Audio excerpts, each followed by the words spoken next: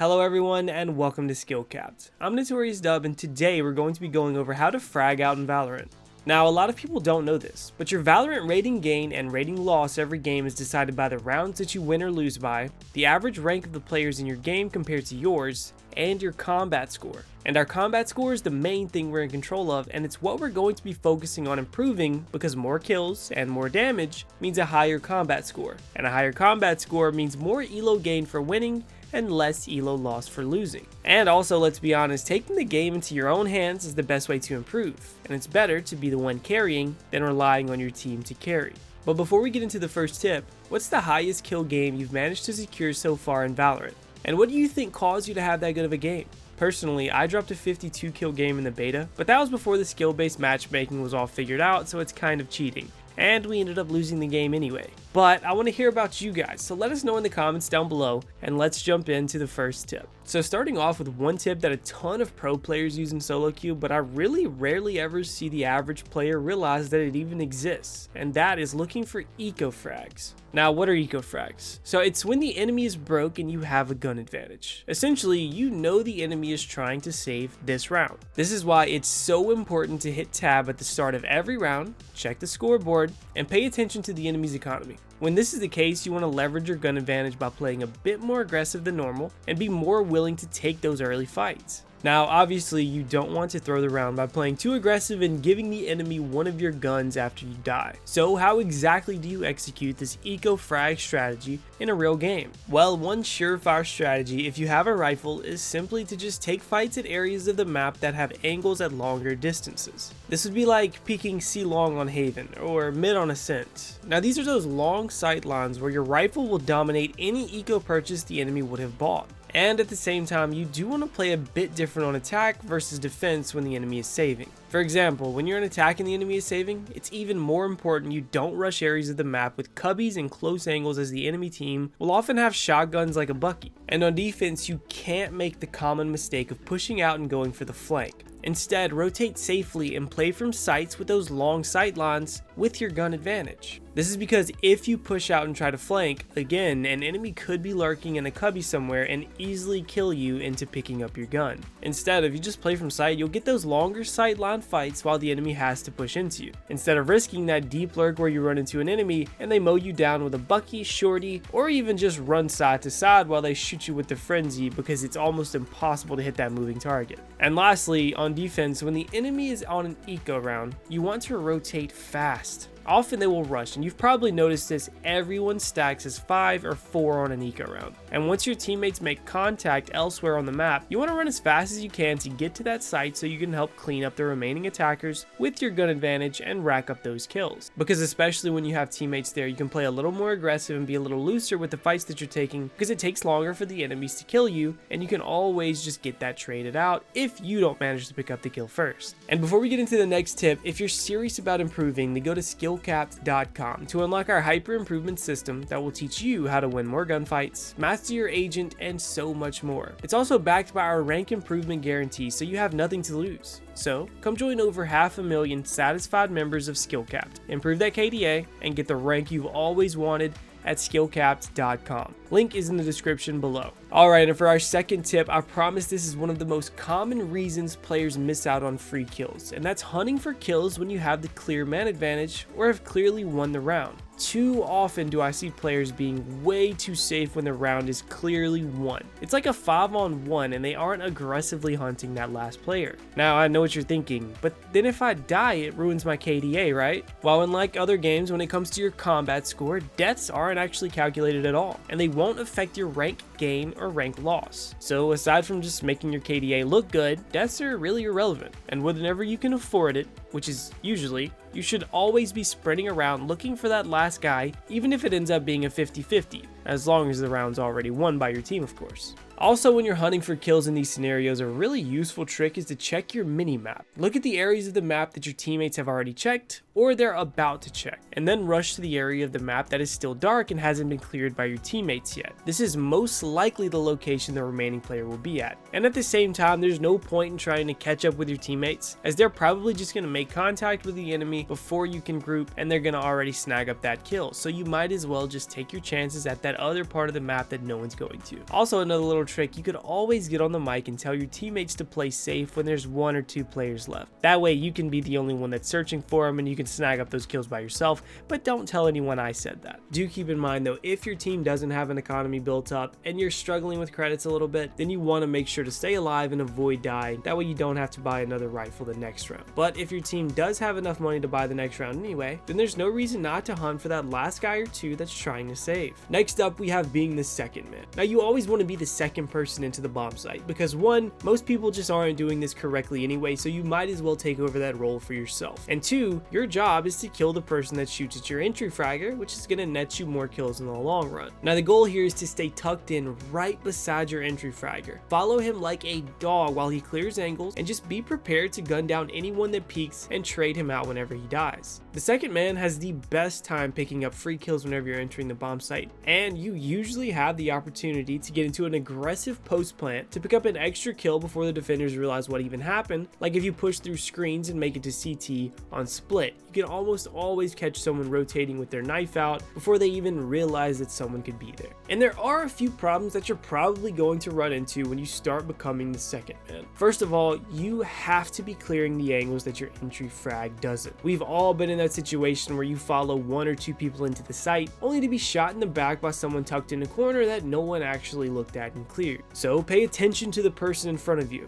and make sure you're the one clearing the angles that they don't, because honestly, if they're tucked in a corner and they're waiting on everyone to pass by, they're probably a free kill anyway. And along this same note, make sure you're paying attention to where the enemy Reyna and Jet are playing, because they're very difficult to trade out because of their mobility makes them so much easier. They can just dismiss or E away, and it's almost impossible to get that trade kill. Now in this situation, you're going to want to stay way closer to your entry frag to increase your chance of snagging the kill on those difficult to trade targets. Just make sure you don't line up with your teammate and get killed at the same time. And finally, what if your teammates just never entry? What if they just don't want to walk onto the bomb site? Well, that brings us to the lurker rule. This is my go-to when my teammates aren't entry fragging, or they aren't following me into trade kill, or we just don't have good team synergy and can't get things done together. In that case, I'll start on the opposite side of the map. I'll use audio cues, shift walk, and just try to pick up kills on rotating enemies. Or even just slip in behind the enemies when you get the opportunity when they rotate to pop in behind them and help your team take the site with you deep pressuring from the flank. And the biggest issue and the easiest way to throw rounds is whenever you're lurking and you try to take fights way too early. Your team has to start getting pressure on their bomb site before you start to engage. It's almost like split pushing in League, because when you take a 50-50 and lose, your team has lost full control of that area of the map, and now they have to worry about their flank. When on the other hand, you take a 50-50 and win, the other team usually has someone else on that bomb site early that knows their team is still safe. So while the lurker role is a bit nuanced to pull off, with decent timing, it honestly becomes way too easy to pick up a kill or two each round and start causing problems, because right after that your teammates can rotate while you're already posted up in a deep post plant, stopping all of the rotations, essentially just giving your team a free sight because you played somewhere that they weren't. And next up, we have abusing flash characters, because honestly they're just easily the best agents for picking up kills, because what better way to kill someone than kill them when they can't see you. Now the best of the best flashers are going to be Phoenix and Reyna, with Reyna being the solo carry queen of Valorant with her heal and her dismiss as well. And the other flashers, Sky and Breach, being a bit too slow to maximize their kill potential, and Yoru still being a little too predictable and early on in his career to know exactly how he's going to work out. And in most elos, including Immortal, people still aren't used to looking away from Phoenix flashes, and teams still don't shoot the Reyna eye for their teammates. So early peeks or camping corners with these two agents can lead to a ton of kills because teams are still pushing in way too early, they're not shift walking at the beginning of rounds, and not coordinating against flash characters, making them sitting targets. Like on Ascent, think about it, you can sit at the entrance to the A or B bomb site, it doesn't matter, and the second you hear a footstep, you flash the corner and pick up a free kill before it's back to safety for you. And it's honestly like clockwork, just swap up the bomb site you're playing at every couple of rounds, peek mid every couple of rounds, and throughout the game you'll rack up those kills one by one, getting those picks, while the enemy team starts to rage at each other for not knowing how to dodge a flash. These flash characters have a high skill floor when it comes to counterplay, making the enemies have to make a much more difficult play to pick up the kill on you than for you to pick one up on them after you decide to flash out around the corner. And next, a huge thing I want to go over, and if you learn anything from this video, let it be this: you always want to be the peeker. Now, this isn't always possible, but it's possible way more often than you think, because you can always jiggle corners over and over, hold your angle from behind cover and peek out every so often to catch them off guard, and reposition yourself often to get a re-peek and increase how often you're the peeker instead of the holder. And the reason this is so effective is because Valorant has what's called peeker's advantage, which basically means that the person is moving and going around the corner is going to see the person they're peeking into on their screen before the person who is being peeked. This is because everyone has ping in Valorant, and it takes some time to process the information that's happening and send it to the server. And while Valorant is a lot better at this than most games, according to the devs, in average conditions, this is a matter of around 40 to 70 milliseconds. So it may not seem like much to you, but the average human reaction time is sitting around 240. Which means you're essentially giving yourself around a 20% faster reaction time just by peeking the enemy instead of letting them peek you. Do keep in mind though, the higher ping you have, the more peeker's advantage you have on opponents, and vice versa. So if you're someone who doesn't have the best connection, then you definitely want to be the one peeking instead of holding the angle. But peeker's advantage isn't really as simple as those average condition tests that the devs ran to come up with those numbers. You can further improve your time to kill by using proper peeking technique, like stepping away from the wall that you're about to peek around, because you're increasing that peeker's advantage even more. Whenever you're close to the wall, your shoulder comes out much faster than your head, and you can't see around the corner because your sight line starts at your eyes, and the enemies can see your shoulder before you can ever see them. But whenever you're further away, your shoulder and head come out much closer together, because the angle is more forgiving when you're peeking from a distance away from the wall. When you combine both of these tips, you're effectively increasing your reaction time by about 30%, giving you that extra time to secure the kill and netting you way more kills in the long run, because a 30% faster reaction time is essentially a 30% faster time to kill if you're hitting your shots.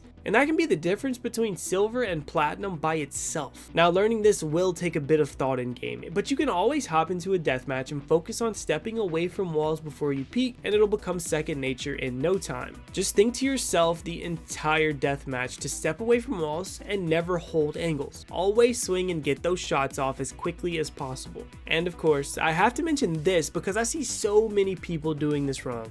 You should always be playing proactively. Now, I don't want to say be aggressive, because aggression isn't always the right choice, but being proactive is. In Valorant right now, I see so many easy rounds lost because teammates rotate to help the players holding the site way too late. Now, in pro play though, the biggest difference is that everyone is proactive. Defenders are grouping as two and prodding an area for information early so they can get an early rotation off. And people are often left solo on bomb sites so the other players can run to the gunshots or the footsteps that were heard to back up their teammates that you know the enemies are somewhat close to. And there's almost always a lurker prodding the flank or the opposite bomb site just to get picks or pick up a bomb site for free. The bottom line is you can always play for retake with the people that you go to support, but you always want to be the person moving around the map.